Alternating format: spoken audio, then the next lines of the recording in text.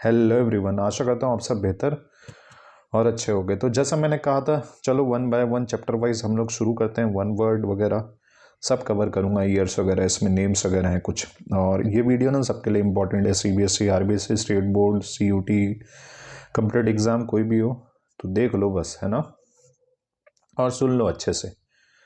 तो first one है founder of the Bolshevik communist party. कौन थे? लेनिन साहब थे।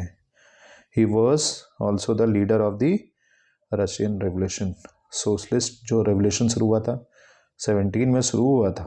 लेनिन भाई साहब के बाद स्टालिन आए, ठीक है, L आए, फिर S आए, और उसके बाद मिखाइल गोर्बाचेव 1985 में आ गए, ठीक है। वॉज ही सेक्रेटरी जनरल उस समय बना दिए गए, और यही ना लास्ट ये लीडर थे सोवियत यूनियन के, ठीक है। उसके बाद टूट गया था सोवियत यूनियन, तो 1989 में कोल्ड वॉर खत्म हुआ था, ठीक है।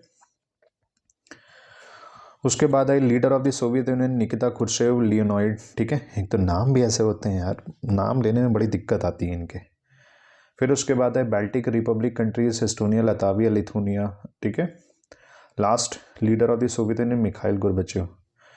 First elected president of Russia Boris Yeltsin.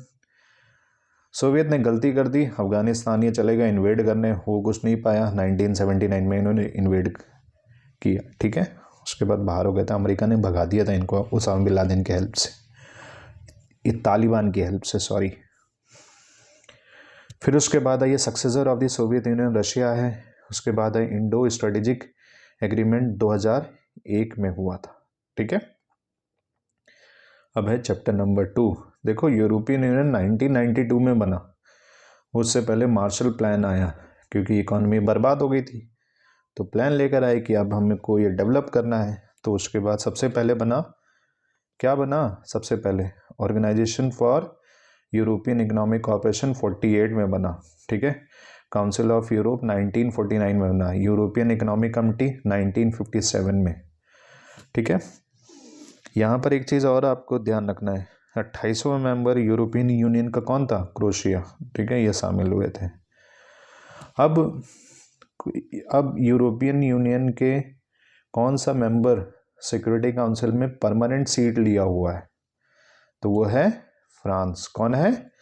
France. ये फ्रांस भी कम नहीं है, बहुत पावरफुल है, पता है, अपने आप में इंडिया का अच्छा मित्र है, ठीक है। खैर, इंटरनेशनल जो रिलेशंस होते हैं उसमें ना कोई मित्र होता है ना कोई यार होता है, सब समय के हिसाब से बदलते रहते हैं, ठीक है। उसके बाद आसियान की बात कर लेते हैं। तो आसियान का फॉर्मेशन हुआ 1967 में, ठीक है, और फाउंडर कंट्रीज 5 थे, उसके बाद 5 और जुड़ गए, ठीक है। Malaysia, Indonesia, Philippines, Singapore and Thailand, ठीक है। ARF का फॉर्मेशन हुआ 1994 में, आसियान रीजनल फोरम, ठीक है। फिर देखो, आसियान ने ये कई सारे कॉन्फ्लिक्ट भी ख़त्म किए जो वर्ल्ड लेवल पर थे। एक तो कंबोडियन कॉन्फ्लिक्ट और ईस्ट तिमोर क्राइसिस। इंडिया ने आसियान जो कंट्रीज थी उनके साथ फ्री ट्रेड एग्रीमेंट भी साइन किया है। ये कंट्री के नाम आपको ध्यान रखने, मलेशिया, सिंगापुर एंड थाईलैंड। अब आते हैं हम लोग ये चाइना की बात कर लेते हैं। 4 मॉडर्नाइजेशन के तरीके इन्होंने निकाले, तो ये ध्यान रखना है। एग्रीकल्चर, यहाँ थोड़ा मिस्टेक हो गया है ना, भारी मिस्टेक हो गया। Agriculture, industry, science and technology 1973 में, ठीक है। Open door policy, Deng Xiaoping, ठीक है। अब ये प्राइवेटाइजेशन है एग्रीकल्चर, इन्होंने सबसे पहले ये प्राइवेटाइजेशन किया 1982 में।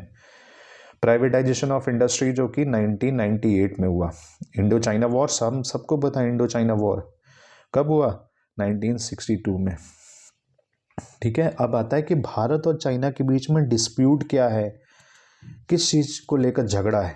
एक तो अरुणाचल प्रदेश, दूसरा अक्साई चीन रीजन ऑफ लद्दाख, ठीक है।